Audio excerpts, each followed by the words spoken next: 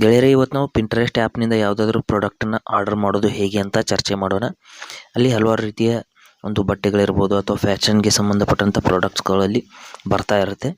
ಅವುಗಳನ್ನ ನಾವು ಆರ್ಡರ್ ಮಾಡಬೇಕಂದ್ರೆ ಯಾವ ರೀತಿ ಮಾಡೋದು ಅಂತ ಹೇಳ್ತೀನಿ ನೋಡಿ. ನಾನು ಇಲ್ಲಿ ಈ ರೀತಿ ವುಮನ್ ಡ್ರೆಸ್ ಅಂತ ಸರ್ಚ್ ಮಾಡ್ಕೊಂಡಿದ್ದೀನಿ. ಇದರಲ್ಲಿ ಹಲವಾರು ರೀತಿಯ ಡ್ರೆಸ್ಸಸ್ಗಳು ನಮಗೆ ನೋಡೋದಕ್ಕೆ ಸಿಗುತ್ತೆ.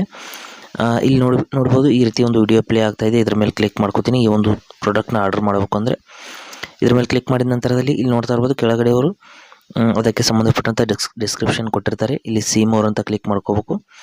ಕ್ಲಿಕ್ ಮಾಡಿದ ನಂತರದಲ್ಲಿ ಅವರಿಗೆ ಅದಕ್ಕೆ ಸಂಬಂಧಪಟ್ಟಂಥ ಡಿಸ್ಕ್ರಿಪ್ಷನ್ನಲ್ಲಿ ಅವರ ಒಂದು ವಾಟ್ಸಪ್ ನಂಬರು ಅಥವಾ ಅವರ ಒಂದು ಲಿಂಕ್ ಇರ್ಬೋದು, ಅಥವಾ ಮತ್ತೇನು ಅದ್ರ ಬಗ್ಗೆ ಡೀಟೇಲ್ಸ್ನ ಕೊಟ್ಟಿರ್ತಾರೆ. ಕ್ಯಾಶ್ ಆನ್ ಡೆಲಿವರಿ ಅವೈಲೇಬಲ್, ಹಿಂಗೆಲ್ಲ ಕೆಲವೊಂದಿಷ್ಟು ಡೀಟೇಲ್ಸ್ನ ಕೊಟ್ಟಿರ್ತಾರೆ. ನಾವು ಇದನ್ನು ಆರ್ಡರ್ ಮಾಡಬೇಕು ಅಂದರೆ ಇಲ್ಲಿ ಕೆಳಗಡೆ ವಿಸಿಟ್ ಸೈಟ್ ಅನ್ನುವಂಥ ಆಪ್ಷನ್ ಇರುತ್ತೆ. ಅದ್ರ ಮೇಲೆ ಕ್ಲಿಕ್ ಮಾಡ್ಕೋಬೇಕು. ಮಾಡಿದ ನಂತರದಲ್ಲಿ ಇದು ಅವರ ಒಂದು ಸೈಟ್ಗೆ ರೀಡೈರೆಕ್ಟ್ ಮಾಡುತ್ತೆ.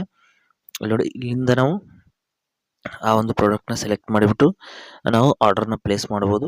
ಇಲ್ಲಿ ಪಿಂಟ್ರೆಸ್ಟ್ ಆ್ಯಪ್ ಅನ್ನೋದು ಇದು ಶಾಪಿಂಗ್ಗೆ ಸಂಬಂಧಪಟ್ಟಂಥ ಆ್ಯಪ್ ಅಲ್ಲ ಸ್ನೇಹಿತರೆ. ಇದು ಕೇವಲ ಒಂದು ಫೋಟೋಸ್ಗಿರ್ಬೋದು ಅಥವಾ ಡಿಸೈನ್ಸ್ ಇರ್ಬೋದು, ಅದಕ್ಕೆ ಸಂಬಂಧಪಟ್ಟಂಥ ಆ್ಯಪು.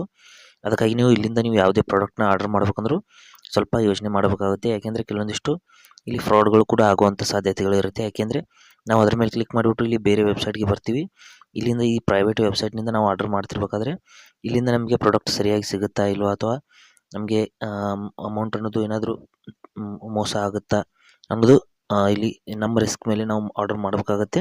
ಅದಕ್ಕಾಗಿ ನೀವು ಪಿಂಟ್ರೆಸ್ಟ್ ಆ್ಯಪ್ನಿಂದ ಆರ್ಡರ್ ಮಾಡಬೇಕಾದ್ರೆ ತುಂಬಾ ಹುಷಾರಾಗಿ ಆರ್ಡರ್ ಮಾಡಬೇಕಾಗತ್ತೆ. ಇಲ್ಲಾಂದರೆ ನೀವು ಅದೇ ಪ್ರಾಡಕ್ಟ್ನ ಅಮೆಝಾನ್ ಅಥವಾ ಫ್ಲಿಪ್ಕಾರ್ಟ್ ಮೂಲಕನೂ ಕೂಡ ತರಿಸ್ಕೊಂಡ್ರೆ ನೀವು ಸೇಫ್ ಇರ್ತೀರ. ಅದಕ್ಕಾಗಿ ನಾನು ಸಜೆಸ್ಟ್ ಮಾಡೋದು ಇಷ್ಟೇ, ನೀವು ಪಿಂಟ್ರೆಸ್ಟ್ ಆ್ಯಪ್ ಮೂಲಕ ನೀವು ಯಾಕೆಂದರೆ ಪ್ರೈವೇಟ್ ವೆಬ್ಸೈಟ್ನಲ್ಲಿ ಆರ್ಡರ್ ಮಾಡಬೇಕಾಗತ್ತೆ. ಅದಕ್ಕಾಗಿ ಅದೇ ಪ್ರಾಡಕ್ಟನ್ನು ನೀವು ಬೇರೆ ಒಂದು ಪ್ಲ್ಯಾಟ್ಫಾರ್ಮ್ನಲ್ಲಿ ಆರ್ಡರ್ ಮಾಡಿ ತರಿಸ್ಕೊಳ್ಳಿ.